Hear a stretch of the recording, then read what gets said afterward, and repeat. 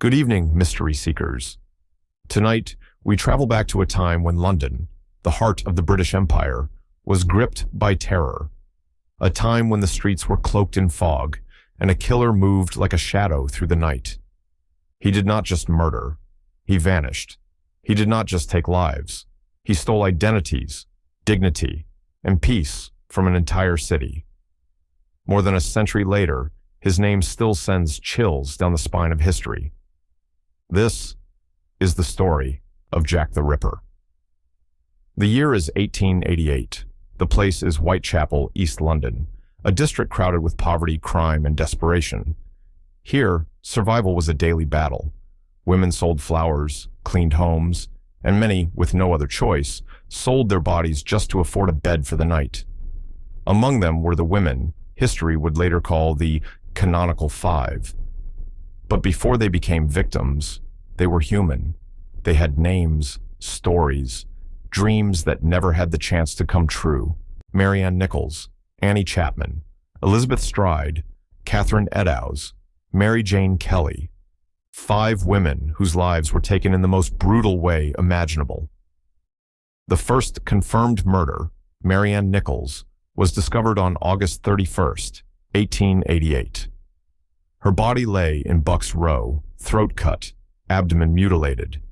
At first, police thought it was just another tragic street crime, but then it happened again, and again, and again, each killing more violent, more precise, more disturbing than the last. The killer was evolving, learning, perfecting his method. What made these crimes different wasn't just the brutality, it was the surgical precision. Some investigators believed the killer had anatomical knowledge, possibly a butcher, a surgeon, or someone familiar with human organs. Organs were removed, bodies were arranged. In one case, a victim's face was so mutilated she was almost unrecognizable. This wasn't just murder, this was ritual. Then came the letters. Hundreds of them, but one stood out. A letter addressed to the Central News Agency, written in red ink, signed Jack the Ripper. And just like that, a legend was born. Dear boss, I keep on hearing the police have caught me, but they won't fix me just yet. He taunted them, mocked them, promised more blood. Another letter arrived with half a human kidney. The message read, I fried and ate the other half. Whether it was truly from the killer or a cruel hoax, it didn't matter. Fear had taken hold of London. The streets became silent at night. Women refused to walk alone. Vigilante groups patrolled the alleys. And the police, desperate for answers, interviewed over 2,000 people, investigated hundreds of suspects, and arrested dozens. But no one could catch him, because Jack the Ripper left no trace. Let's talk about the suspects. Over the decades, historians and investigators have named many. Montague Druitt, a troubled barrister found drowned in the Thames shortly after the murders stopped. Aaron Kosminski, a Polish barber with a history of mental illness, living right in Whitechapel. Michael Ostrog, a con man and criminal with violent tendencies. Even members of royalty were accused in conspiracy theories, suggesting a cover-up at the highest level. But here's the truth. No name has ever been proven. No evidence has ever been definitive. The identity of Jack the Ripper remains a mystery.